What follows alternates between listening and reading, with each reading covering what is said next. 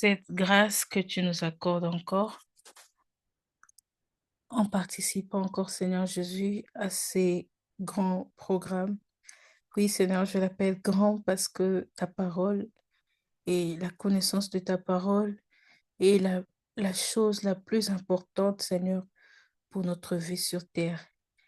Le fait d'apprendre à te connaître, d'apprendre à t'aimer comme tu le veux et de le mettre en pratique de la même manière comme tu le veux. Je te dis merci, Seigneur, parce que tu es là au milieu de nous. Je te dis merci, Seigneur Jésus, parce que tu vas agir au milieu de nous. Merci, Seigneur, parce que je sais que tu n'as pas besoin de plus de temps ou moins pour impacter. Seigneur, tu le fais comme tu veux, quand tu veux. Et ce moment est encore propice, un bon moment pour que tu nous impactes encore davantage. Que ça prenne 5, 10 minutes, 20, 40 minutes. Seigneur, tu peux encore faire quelque chose. Et je te dis merci parce que je crois que tu vas le faire dans nos vies et dans nos familles, Seigneur. Je te rends infiniment grâce. Je te recommande le début jusqu'à la fin et que ta main puissante, Seigneur Jésus, nous accompagne. Au nom de Jésus. Amen. Amen. Amen. On va rapidement avancer. C'était...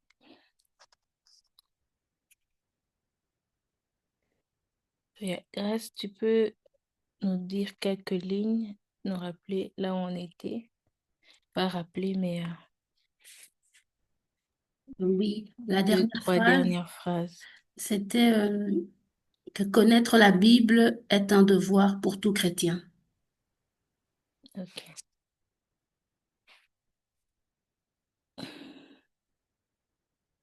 Excusez-moi, je suis en train de voir.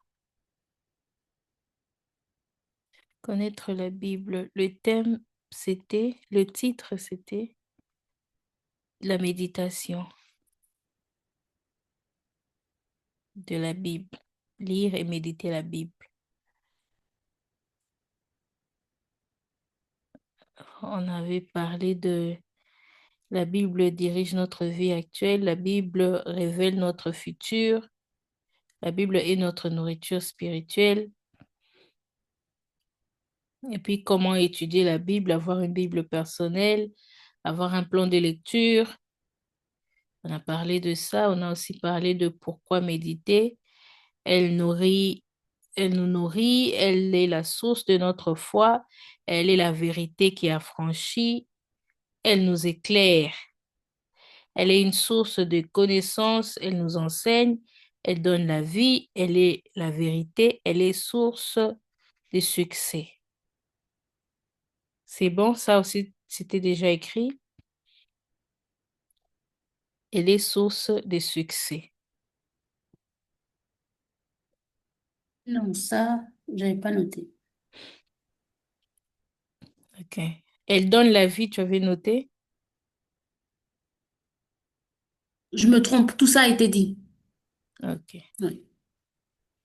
Et le Elle est dernier source de verset, succès. c'était Psaume 119, verset 11. Elle est source de succès et nous fait réussir. Ouais, voilà. Voilà, c'est ça. Et puis, j'ai donné aussi Josué 1:8. Après Psaume 119, 11, il y a Josué 1:8. Psaume 11, 3. Jacques 1:22. Et puis Apocalypse 3:8. Alors, comment méditer la parole de Dieu chaque jour? Un autre point. Comment méditer la parole de Dieu chaque jour? Il existe plusieurs méthodes pour la lecture de la Bible. Nous proposons ici la méthode de la Ligue pour la lecture de la Bible, qui est la plus courante. Il est conseillé de se procurer le lecteur de la Bible qu'on trouve dans les librairies chrétiennes. les lecteurs bibliques. Je ne sais pas si vous connaissez de quoi je parle. Ce sont des livres où tu as des programmes de prière, de versets par jour. Voilà.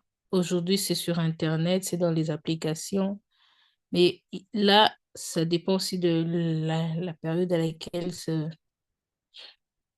le livre que j'ai lu a été écrit. Je pense qu'il n'y avait pas l'Internet comme aujourd'hui et c'était pas accessible à tout le monde.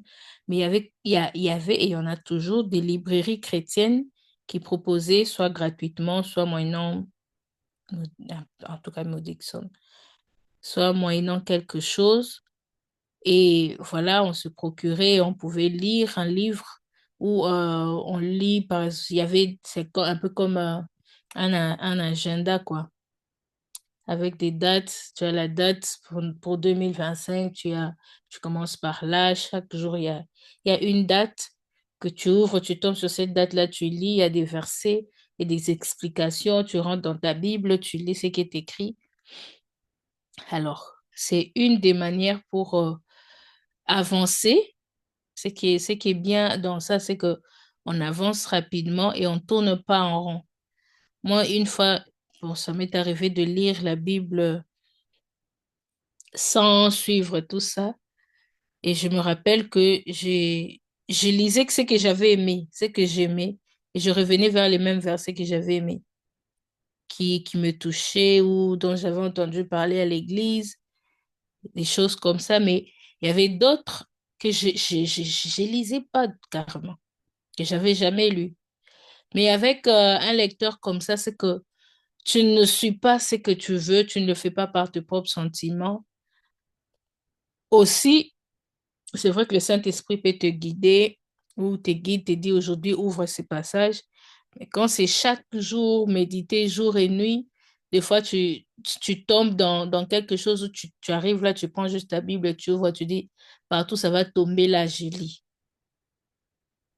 Et dans la plupart de cas comme ça, surtout quand c'est une Bible en papier, c'est que ça va s'ouvrir seulement aux parties où tu as le plus ouvert.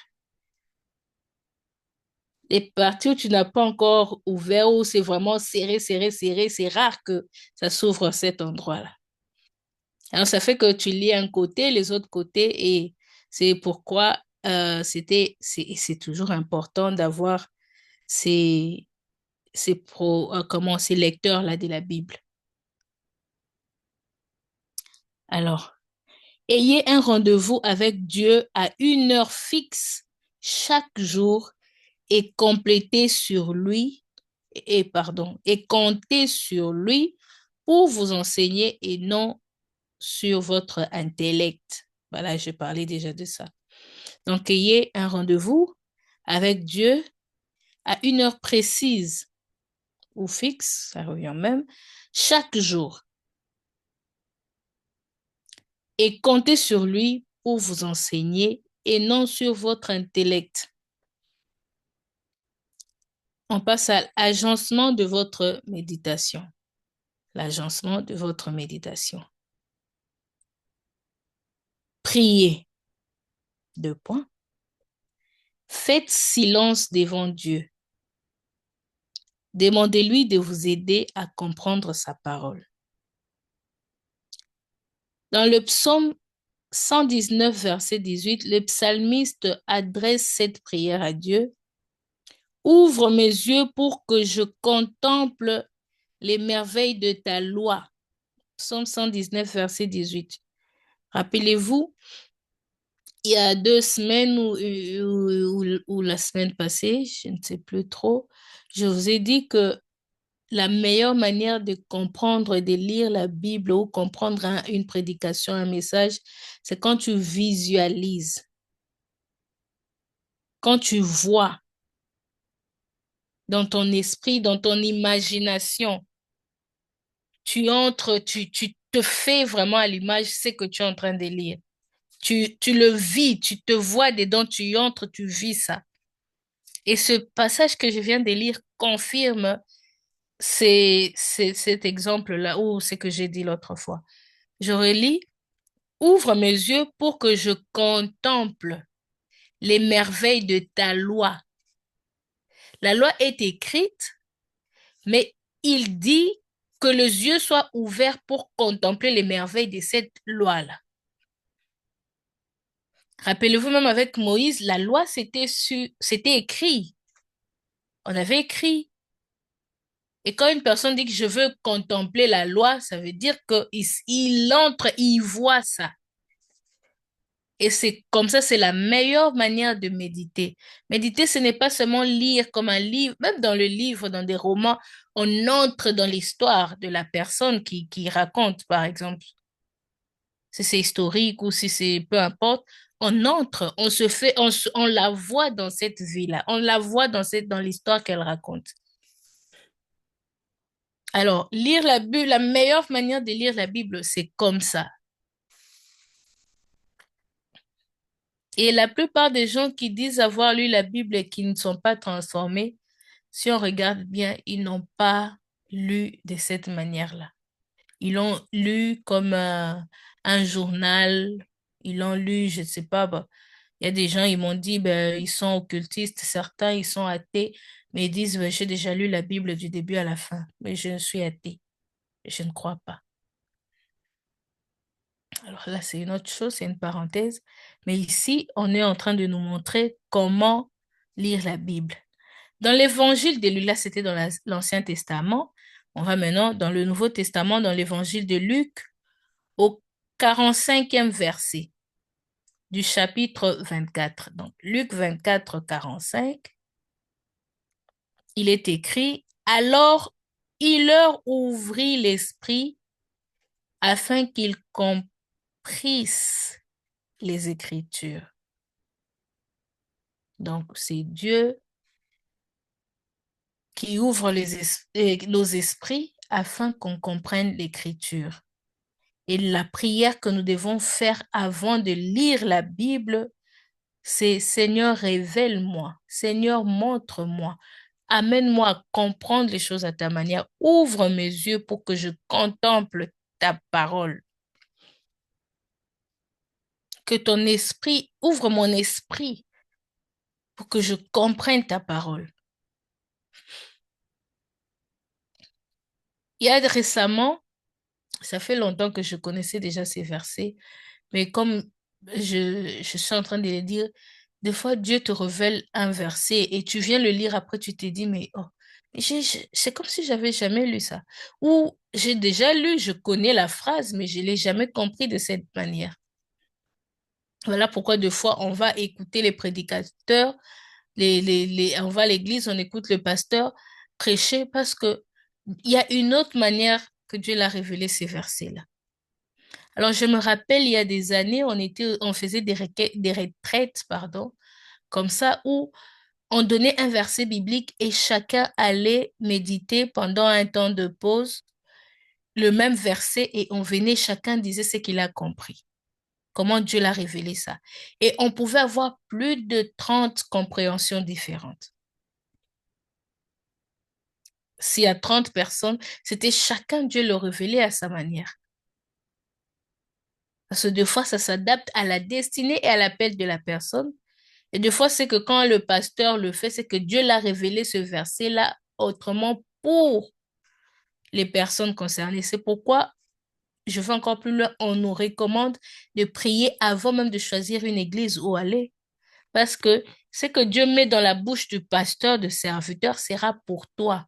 Il y aura toujours la réma dans, dans le logos. On lit, on comprend vraiment les mots, on comprend ce que Dieu veut dire, mais comment il veut que je le comprenne, que je le reçoive dans ma vie personnelle, dans mon chemin, dans ma route avec lui. Là aussi, c'est autre chose. C'est pourquoi je dis deux fois, il nous parle personnellement. Des fois, il utilise les pasteurs, il utilise qui il veut, mais pour le même but. Alors, d'où l'importance de prier et demander, même quand c'est un prédicateur qui prie, Seigneur, mets en lui la parole qu'il me faut et amène-moi à reconnaître quand c'est pour moi. Parce qu'un pasteur peut parler du début à la fin, chacun reçoit son morceau, sa partie, et ça change toute sa vie. Et puis ensuite, après avoir prié, lisez la Bible. Lisez avec soin dans la Bible le passage indiqué dans le lecteur de la Bible ou selon votre programme. Ensuite, méditez. Vous comprenez un peu l'agencement de votre méditation. D'abord, priez pour ce que vous voulez faire à l'avance.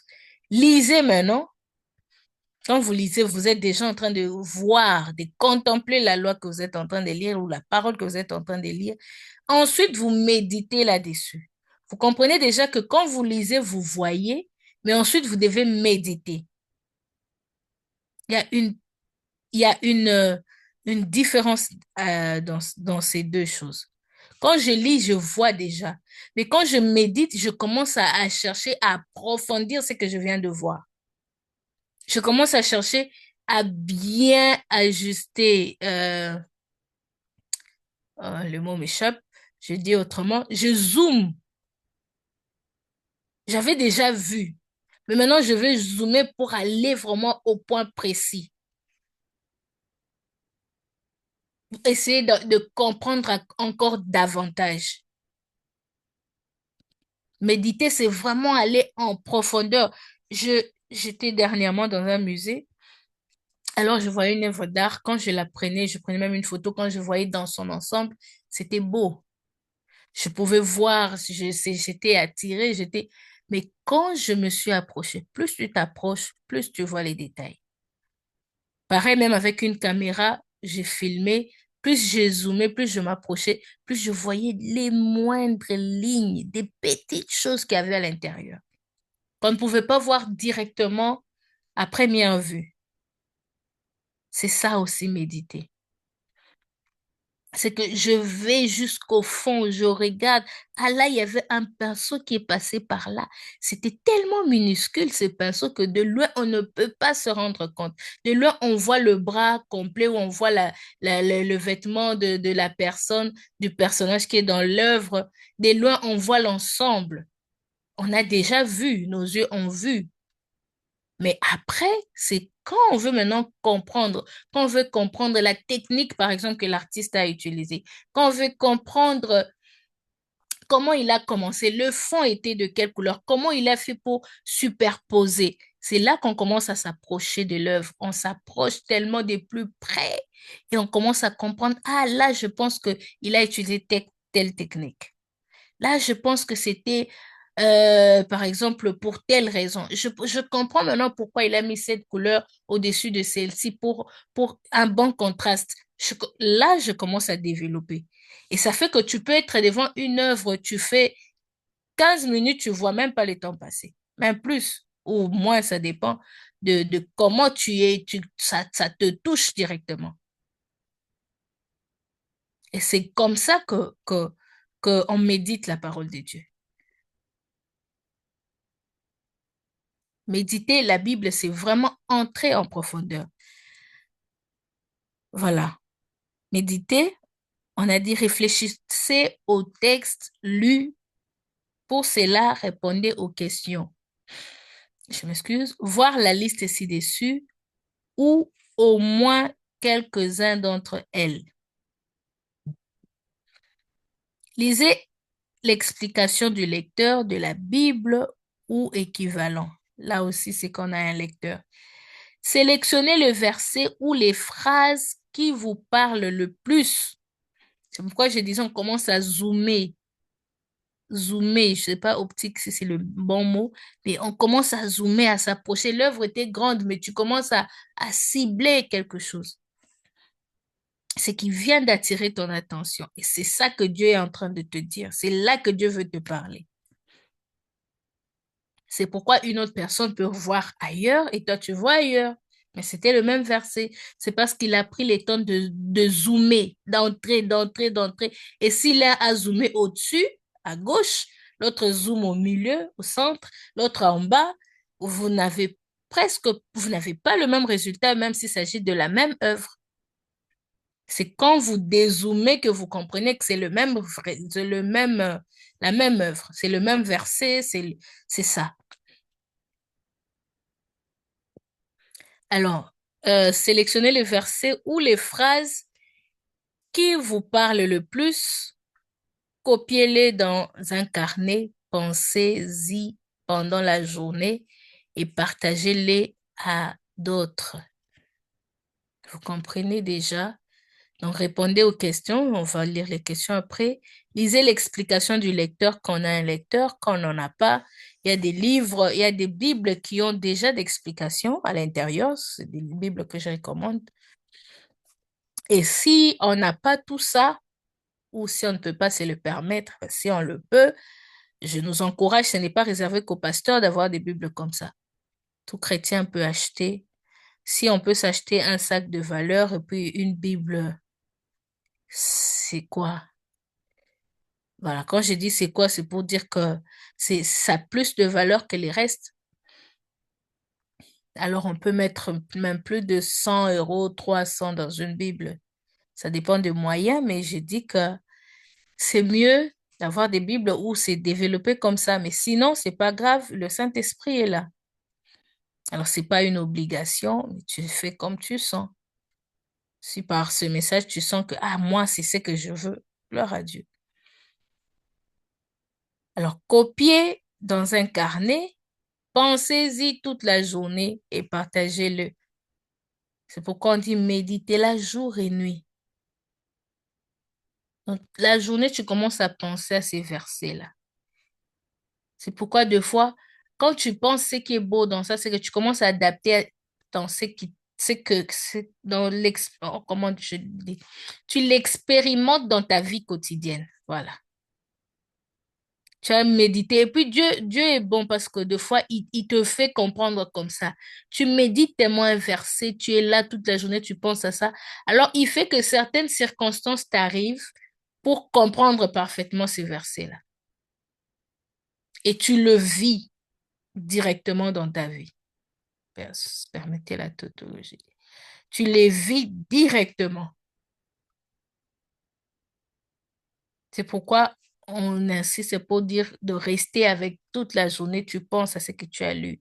Tu penses à ce que tu as lu. Un peu comme une chèvre qui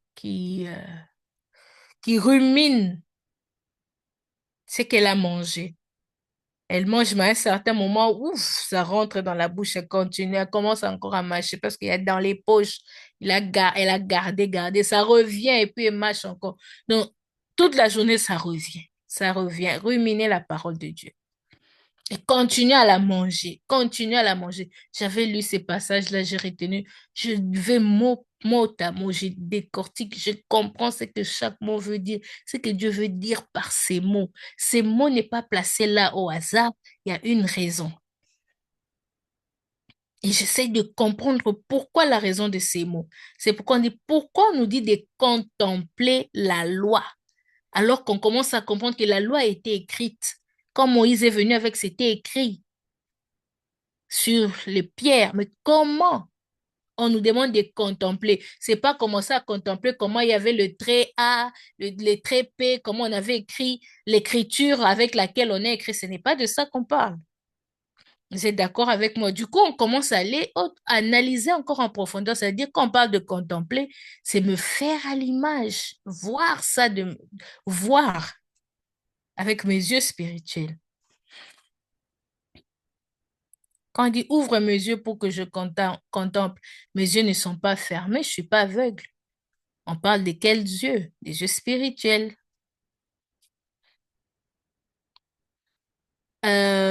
Prier, donc après avoir fait ça, prier. Transformer en prière ce que vous avez médité. Ça, c'est très important. Alors, je veux même en profiter pour nous demander, c'est un constat que j'ai fait. Alors, Dieu m'avait déjà dit de le dire, mais maintenant, ça me revient encore. À chaque fois qu'on est ici ou ailleurs, quand vous entendez une prédication, quand vous entendez un message, un enseignement, affermissement, je ne sais pas quoi, quand on vous demande de prier, ou même quand vous priez seul intérieurement, priez en fonction de ce qui vient d'être dit. C'est ça, c'est que ça veut dire. Quand tu finis la méditation, tu pries encore. Donc, tu pries avant pour comprendre, mais la prière que tu fais après, c'est pour que ce que tu as lu fasse partie de ta vie. Si c'était, par exemple, une prédication sur le pardon, c'est pourquoi je dis que ça soit dans une église après une prédication, que ça soit après un enseignement, après une méditation, après un partage avec les frères et sœurs.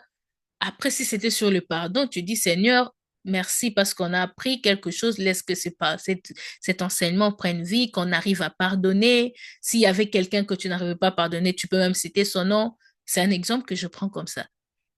Si tu peux pas le dire à haute voix, même dans ton cœur, dans ton esprit, Seigneur, donne-moi la force de pardonner telle personne. S'il y a des gens qui m'ont fait du mal, que j'arrive à les pardonner, même si j'avais déjà oublié. Et s'il y a des gens à qui je fais du mal, Seigneur, mets en eux le pardon et montre, révèle-moi pour que j'aille leur demander pardon, que j'aille réparer avec eux. Tu vois déjà comment tu pries, parce que les thèmes ou la prédication était basée sur le pardon. Quand c'est sur l'amour, c'est pareil. Quand c'est sur le combat spirituel, quand c'est sur la sanctification, c'est pareil. Après la prédication, Seigneur, aide-moi. C'est pourquoi vous allez remarquer que chaque prédicateur, quand il finit sa prédication, il dit qui se sent concerné par ce message. Il peut reformuler autrement, mais le message, c'est si tu as besoin d'une prière en fonction de ce qui vient d'être dit, approche-toi. On va prier pour toi. C'est-à-dire, même si tu t'approches pas, même si on ne fait pas cet appel, là où tu y es, prie pour ça. Si tu te dis, moi, ce problème-là, je l'ai déjà résolu, intercède. Ça veut dire prie pour les autres. Moi, c'est ce que je fais. Quand je sais que moi, dans ces sujets-là, ça me concerne, je prie pour moi. Mais même quand je prie pour moi, je prie toujours pour les autres aussi. Et quand je sais que là, par exemple, quand on dit que les gens viennent donner leur vie à Christ, moi, je sais que je l'ai déjà fait.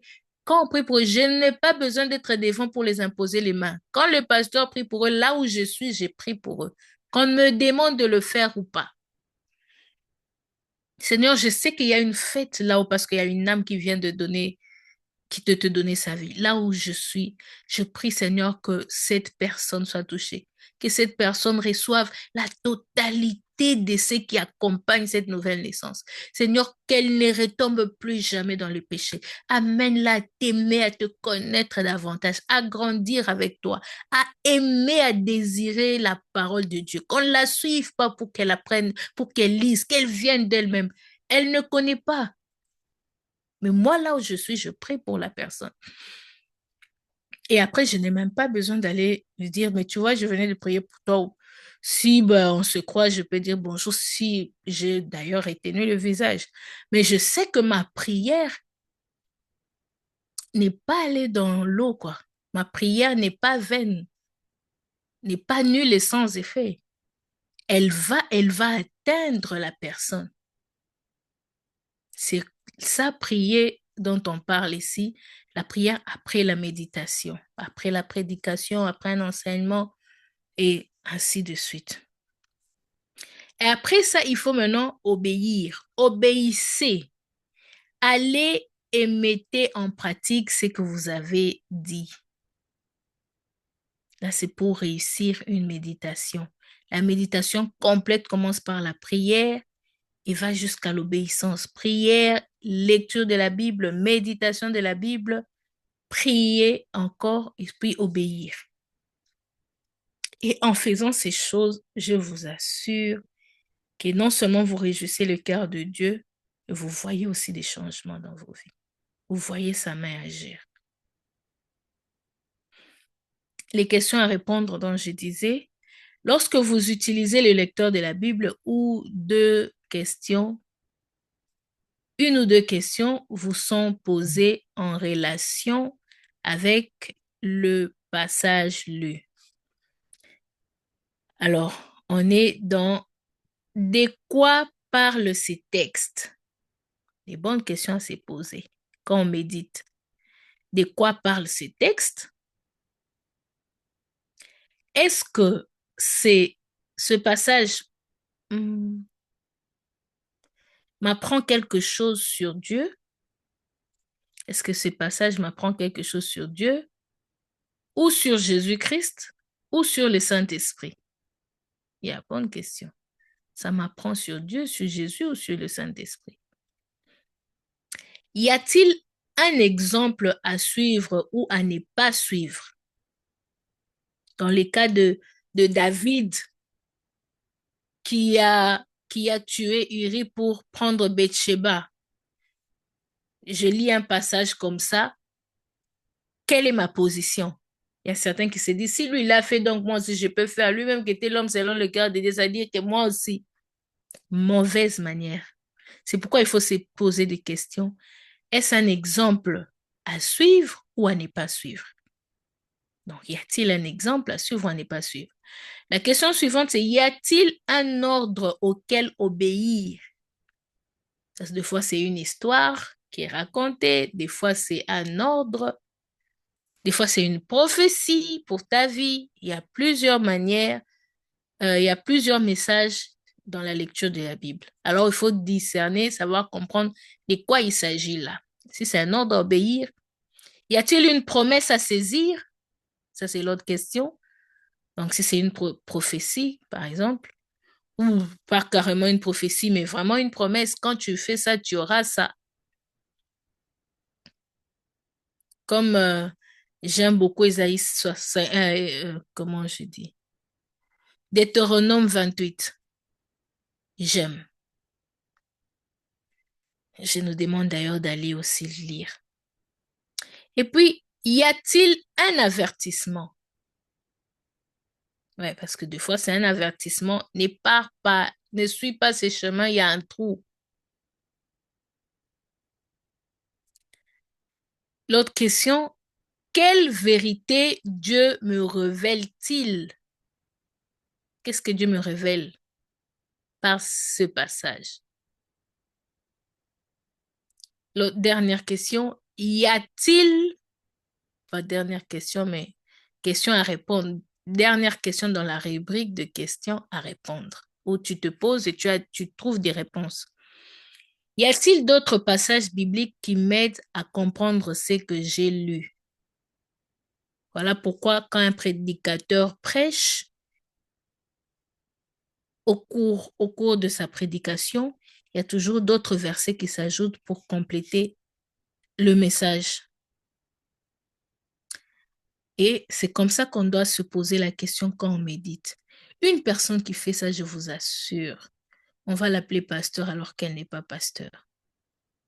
Parce qu'elle a compris. Et quand elle va commencer à parler, on va sentir une maturité, une profondeur de sa bouche. On se dit, Yosaka, maman pasteur. Alors que tu n'es pas maman pasteur. Tu n'es même pas pasteur. Tu n'es pas pasteur, tu n'es même pas maman pasteur. Alors, question d'orientation.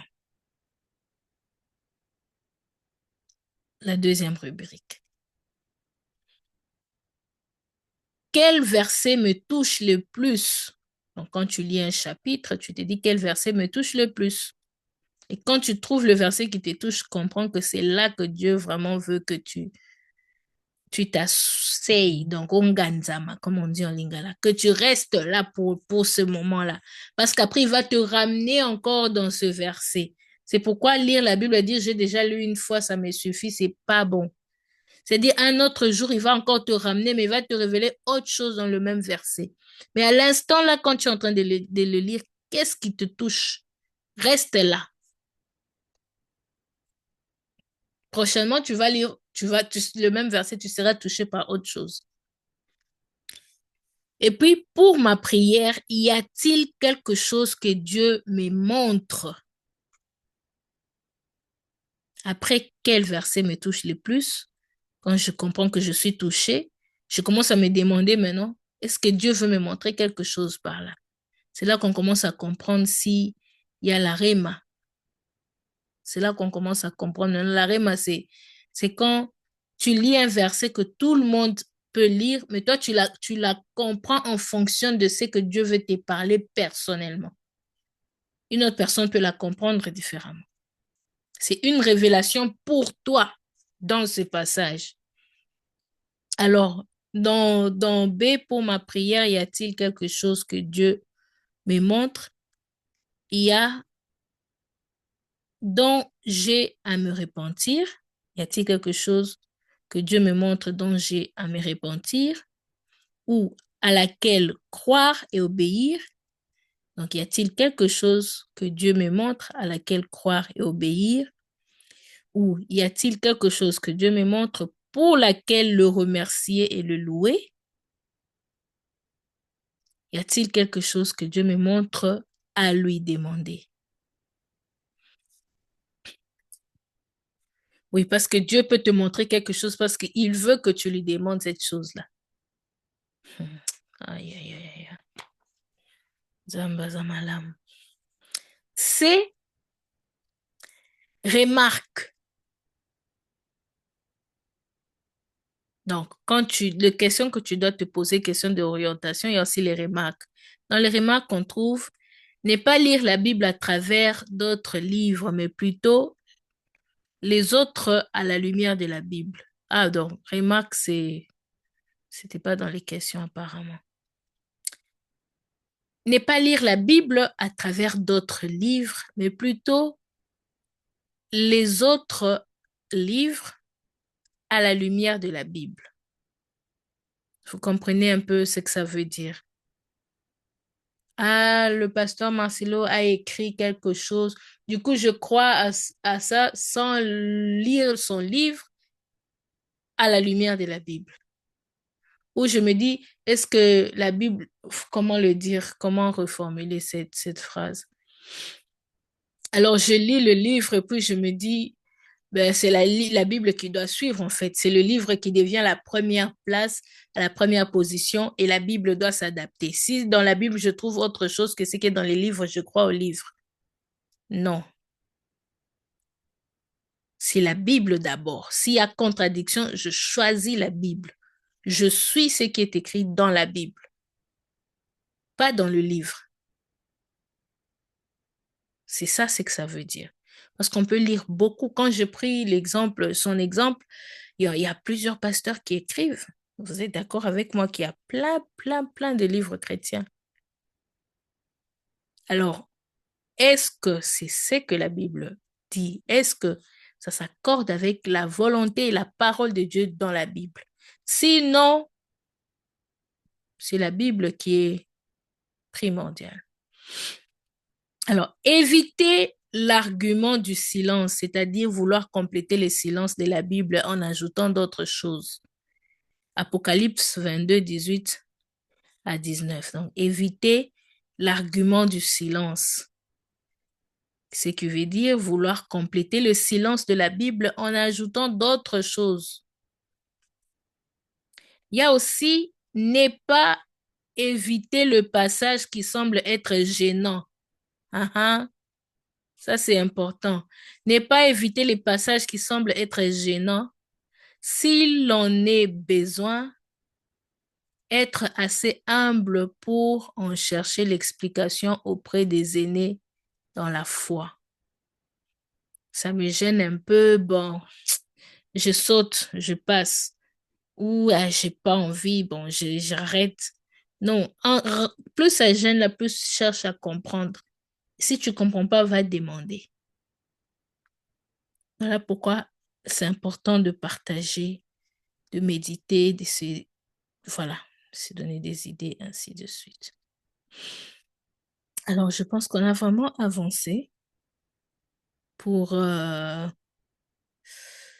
c'était mieux qu'annulé en tout cas. On a avancé quand même. Et puis lundi, on va parler de témoigner et servir Jésus-Christ. Donc, on a fini avec la méditation. On va parler de témoigner et servir Jésus-Christ. C'est encore un très bon sujet.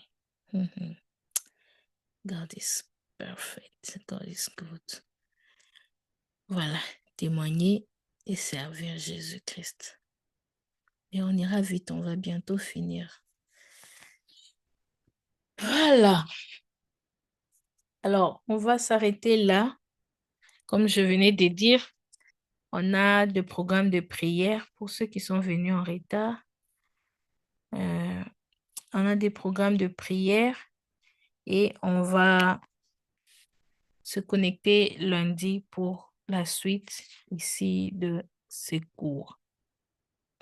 Je sais qu'ils sont déjà connectés, ils sont en ligne. Du coup, on va les rejoindre bientôt pour ceux qui doivent aussi se connecter là-bas. Nous allons prier. Seigneur, merci parce que tu nous amènes à être des vrais chrétiens qui savent méditer ta parole et qui ne se limitent pas seulement à bien la méditer, mais à la mettre en pratique. Seigneur, merci parce que tu nous as enseigné la prière, tu nous as enseigné la prière à faire avant et après la méditation. Tu nous as fait comprendre la différence entre lire la Bible et méditer, Seigneur. Quoi qu'en lisant, nous voyons déjà, mais nous devons encore méditer sur ce que nous avons vu, encore en profondeur. Merci parce que tu nous enseignes chaque jour et tu nous emmènes à mettre en pratique ce message pour la seule gloire de ton nom. Pour la gloire de ton nom, Seigneur, tu nous emmènes aussi à partager ce que nous avons médité chaque jour avec les autres, avec les personnes qui nous entourent, pour ne fût-ce que les faire bénéficier même d'une chose. Merci parce que tu prends soin de nos conversations, même quand on ne s'en rend pas compte, Seigneur. Là où il y a des gens qui ont besoin que tout ce que nous avons médité, Seigneur, soit des sujets de conversation de nos vies quotidiennes, où qu'on soit, Seigneur Jésus, quand il y a des divers, Seigneur, quand il y a des choses à parler, Seigneur, dans des moments ou dans nos temps libres, laisse que nos conversations soient orientées vers les messages que tu nous donnes, vers la méditation de ta parole, où qu'on soit, avec qui qu'on soit, Seigneur. Donne-nous les bons mots pour introduire, pour bien entrer dans les sujets, sans vexer qui que ce soit, sans déranger, mais qui attire, Seigneur, dans l'amour. Oh Seigneur, tu connais combien c'est important ce que nous te demandons. Est-ce que ta parole et ta volonté s'accomplissent et que cette prière, Seigneur Jésus, fasse partie de notre vie, que la réalisation de cette prière devienne notre vie quotidienne. Au nom de Jésus-Christ, nous avons ainsi prié. Amen. Amen, amen. Ok, que Dieu vous bénisse.